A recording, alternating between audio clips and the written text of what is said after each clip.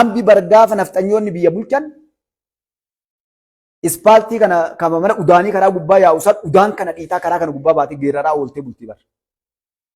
Zarraaf jettee bar karaan kun guutuu waliin bu'ee bar dhiichifti. Oromoon gaafa irreechaa gabbaruu bahe xullub jedhee gala. Gaafa musliimallee musliimni iidi isaa kabajate xullub jedhee gala. Warri kun illee gaafa maaliin jiraate waan gali bes. Yeroo mootummaa kana duulamee gamaa gamana abaamee waa godhamu tokko namaatu hin jiru. Tokko meenaafiti akkana jira akkasi jira meenaafiti. Enumaa dubbiin nu garre maal beektaati. Namticha kana waliin deemtaa. Kun ka dadhabe barlaal gartee dubbachuu hin danda'u si jedha. Kasan ammoo irra gartee irra isarra dayyuusaa. Mee kijiba naan jetta Oromoo bira dhaqe abboo akkamiin ilaalta namticha kana jedhime. Mee nama 10 20 30 nama beekta abboo akkamiin ilaalta mootummaa kana jedha. Abboo sun abboo waan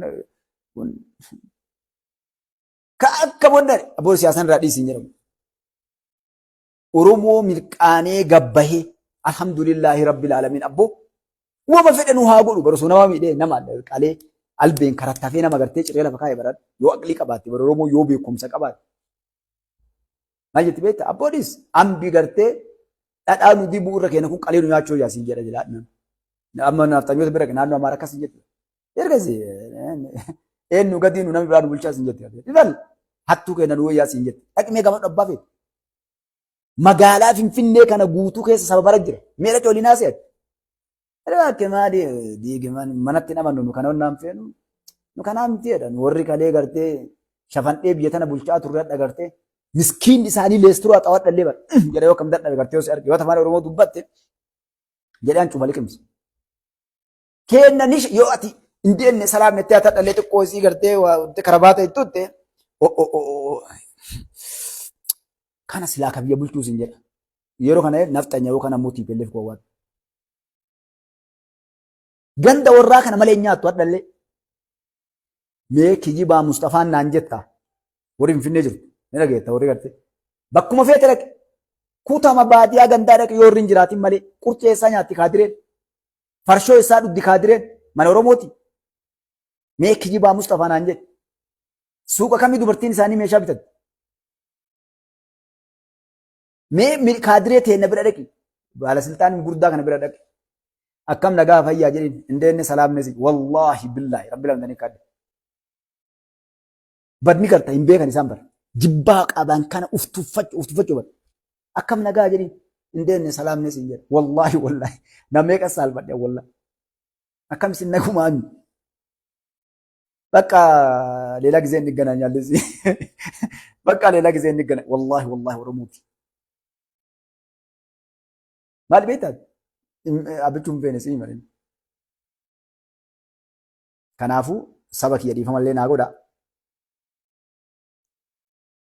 Leenca kana osoo dandeettee rabbiin ka gartee namaa godhu taatee waa gartee akkasii nama gaafa. Wallaahi allubbuuti irraa muree waan hafte guutuu kennaaf sila. Osoo ka rabbiin toltee waan akkasii ka godhu taatee gartee nu hayyame. Maaliif? Nuun akka ennaa koolii gaddeemnee gartee amma kaawwa maraa fixannee waa godhuu hin dandeenyu. Jagna akkanaa kana ka rabbiin kennaa kennee dandeettii kenneef kana umrii dabalanii kennaniif. Haa sirreessu. Waccee yitee akka nama gartee haadaa wayitti yitee yookaan fardaa yookaan wayii lafarra buttuu gartee fiigee dadhabee lafa dhaami. Oriitee lafa dhooftee gartee daara taatee haafitu. Jala gulufuu dadhabde. Kanaaf Oromoon oduun eeginaa maaltu galee Tigraay maaltu dhufaa jira Shaabiyaan oduun eeginaa nurra. Maal goona akka nam tokkootti. Ammaal godhuu danda'a. Waan dandeettan godha. Ammoonni isinii maali? Yoo dhugaa gabbaatanii dubbattan wareegama akka fartanii hin dagatina. Ni jibbamtan xiqqaa guddaan keessaayyuu Oromoo biratti dhugaa dubbadhee jaalatamaa hojjette siidhumatti. Maaliif namni dhugaa ganda kee dhaqee ilaalu wallaahi amma manguu Oromoo keessa waan an sodaadhe isinii maali? Mee ganda kee gaddeebii namni amma ijoollee ammaatiin galtu namni akka inni lafa bultan mee ganda kee gaddeebii ilaali. Nama mataa qabu keessaa fuuta yellen. Bes hundinuu beekumsa hin qabu, diinagdee hin qabu, hiyyummaa cabe, hin barane karee diinan dhoorke, waliin qabu adda martinu maali? maal mootummaan kun nuuf ta'e maal mootummaan kun ta'e isaa jedhu malee hundinuu bara manguddoon galee hayyoonni kaleessa diinuma san keessattuu bara jarana bargataan diinuma hamaa yoo ati afaan Oromoo dubbatte yoo ati walitti dhuftee nama lamaan dhaabbatte akkasiin jedhan warri duraan dabre akkasiin nama lamaan karaa gubbaa deemuun Oromoo taatee afaan Oromoo dubbachaa waliin dalagachuu waa godhuun yoo baadiyaa keessan lafa mootummaan sin agarree taate malee jiru miidha.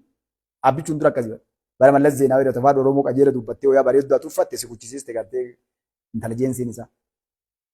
Eessa qilintootu fagarta yookaan zuwaay.